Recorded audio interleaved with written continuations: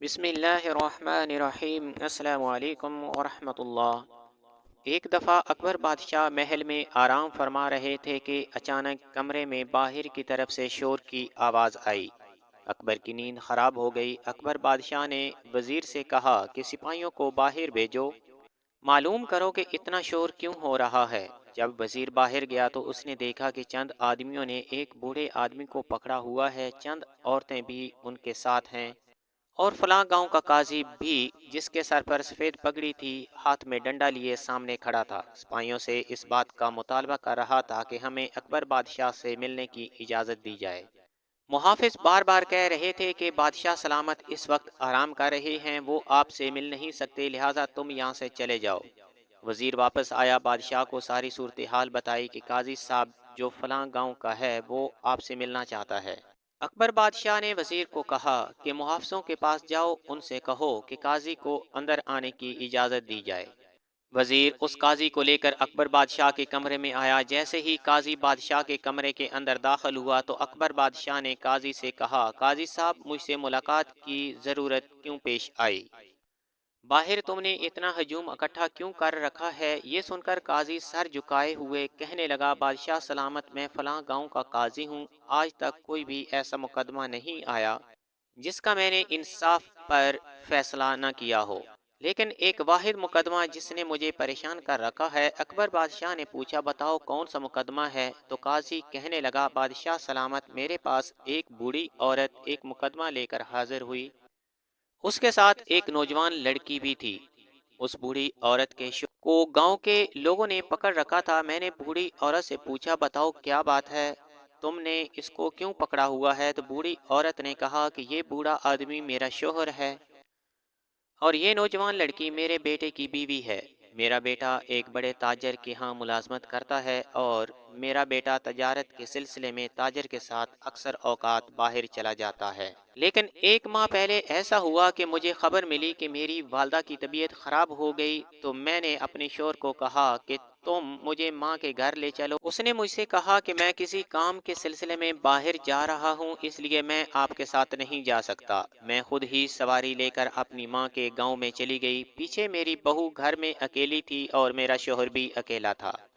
مجھے ایسا لگا کہ میرے شوہر نے اپنی بہو کے ساتھ جنسی تعلق قائم کیا ہے، جس سے میں نے اس سے بات کی تو مجھے ڈرانے لگا کہ میں تجھے جان سے مار دوں گا یا طلاق دے دوں گا۔ میں اس وقت خاموش رہی، لیکن میں جانتی ہوں کہ اگر میں آج چپ کر گئی، اپنی خاموشی نہ توڑی، تو یہ ساری زندگی مجھے اسی طرح ڈرا ڈرا کر میرے ساتھ ظلم و زیادتی کرتا رہے گا اور اس بات کا پتہ بھی کسی کو نہیں چلے گا۔ میں فوراً قاضی کے پاس گئی اور کہا، قاضی صاحب میرا مقدمہ سنیے اور میرے شوہر کو سخت کے سخت سزا دیں تاکہ آنے والے وقت میں کوئی بھی سسر اپنی بہو کے ساتھ ایسا سلوک نہ کر سکے۔ میں نے اس عورت کو یقین دلایا کہ اسے ضرور انصاف ملے گا۔ مقدمے کا دن مقرر کیا گیا۔ مقدمے والے دن عدالت لگ گئی۔ میں نے سب سے پہلے اس کی بہو سے پوچھا، آپ بتاؤ کیا ماجرا ہوا؟ تو اس نے وہی الفاظ دہرائے جس طرح اس کے پہلے ساس کہہ چکی تھی، لیکن اس عورت کے بزرگ شوہر کے الفاظ بالکل مختلف تھے۔ اکبر نے جب اس سے پوچھا تو اس نے کہا، قاضی صاحب میں کسی کام کے سلسلے میں اپنے دوست کے ساتھ شہر سے باہر چلا گیا۔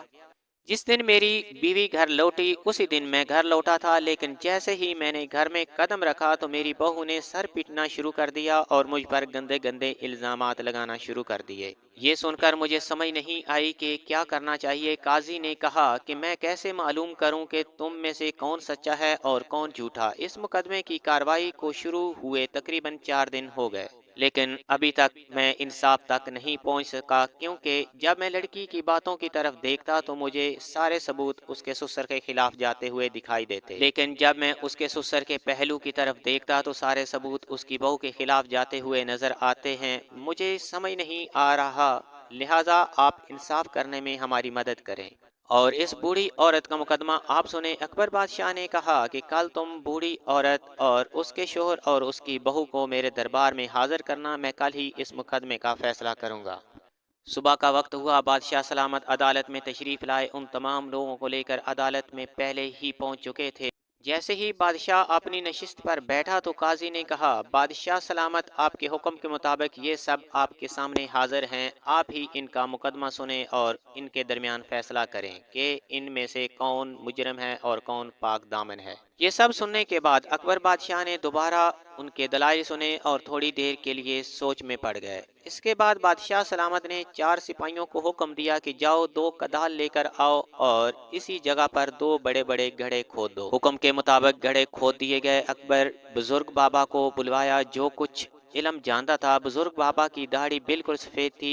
बादशाह ने सिपाहियों को हुक्म दिया कि बुजुर्ग के सामने 2 गिलास पानी के रखे जाएं। हुक्म की तामील हुई और 2 गिलास पानी के रखे गए। बुजुर्ग ने कुछ पढ़ा कि दोनों गिलासों पर फूंक मारा और फिर बादशाह ने हुक्म दिया कि ये पानी कोई आम पानी नहीं बल्कि एक खास पानी है। ये पानी अपने अपने गड्ढे में डाल दीजिए। जैसे ही ये पानी खुश्क होगा, इन दोनों में से जो भी मुजरम होगा तो उसके घड़े का रंग सुर्ख होना शुरू हो जाएगा। बादशाह ने हुक्म दिया कि इन दोनों को अपने अपने घड़े में खड़ा कर दो। जिसके घड़े का पानी सुर्ख हो उसका सर फौरन कलम कर दिया जाए और उसके बाद किसी भी दलील की गुंजाइश नहीं होगी। बादशाह ने जल्लाद को हुक्म दे दिया कि पानी डालने के फौरन बाद इन दोनों की गर्दनों पर तलवार रख देना और जिसके घड़े का पानी सुर्ख हो उसका सर कलम कर देना, क्योंकि वही मुझे मुजरम लगेगा। अब लड़की और बुजुर्ग के चेहरे पर परेशानी के तासुरात थे और वो हजूम को अजीब नज़रों से देख रहे थे। बादशाह सलामत के हुक्म के मुताबिक उन दोनों ने वो पानी अपने अपने घड़े में डाला